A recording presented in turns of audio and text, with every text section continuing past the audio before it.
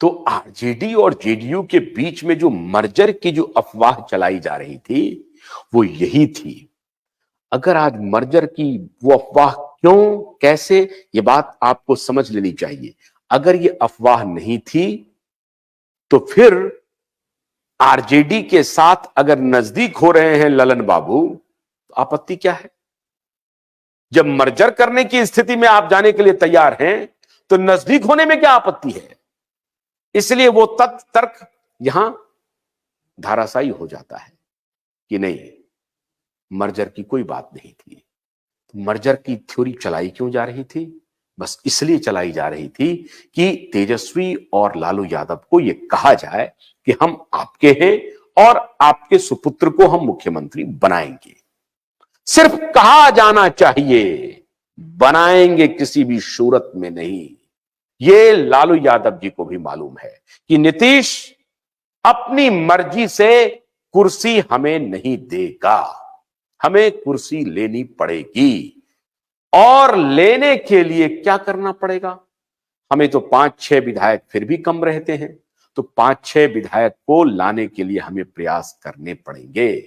लालू चाहते हैं कि अपने सामने में एक बार हम तेजस्वी को मुख्यमंत्री होता हुआ देख लें, बनता हुआ देख लें। और लालू यादव एक सीजन्ड पॉलिटिशियन है, उन्हें मालूम है कि 2025 किसने देखा है। 2024 में अगर मोदी का तूफान चला तो 2025 में संभव है कि सैलाब आ जाएगा बिहार में भी। और बिहार में हो सकता है कि भारतीय जनता पार्टी अपने दूसरे अलायंस एलजेपी और अन्य मांझी जी की पार्टी और अन्य पार्टी, छोटी पार्टियों के साथ मिलकर के भारतीय जनता पार्टी अकेले 2025 में सरकार बना ले, तब तो हमारे बेटे का सपना सपना ही रह जाएगा। तो यही एक मौका है, जब 2 साल अभी बचे हुए हैं 2025 में, तो तेजस्वी को फौरन मुख्यमंत्री बना दिया जाए। लेकिन नीतीश जी को साफ लग रहा है कि इससे हमारा कुछ भी सॉल्व नहीं हो रहा है।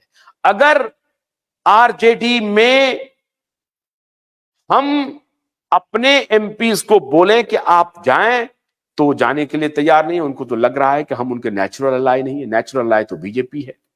इसलिए सांसदों की पीड़ा अलग है, क्योंकि अभी 2025 नहीं, अभी 2024 का चुनाव आपके हाथ में है। तो 2024 की तैयारी करनी है, और 2024 में जो 15-16 सांसद हैं, ये भागने के लिए तैयार बैठे हुए हैं और भाग ही जाएंगे। ऐसी स्थिति में करें क्या? भोलानाथ का ब्रश कटर एक बैटरी चालित मशीन है जिसका चार्जिंग समय 3.5 घंटे है। यह 6 से 8 घंटे के प्रभावशाली संचालन समय का दावा करता है, जिससे यह एक बार चार्ज करने पर 16,000 वर्ग फुट गेहूं या चावल के खेतों को कुशलतापूर्वक काट सकता है, जबकि इसका पेट्रोल समकक्ष व्यक्ति उसी कार्य के लिए 1,000 रुपए मूल्य का पेट्रोल खर्च करता है।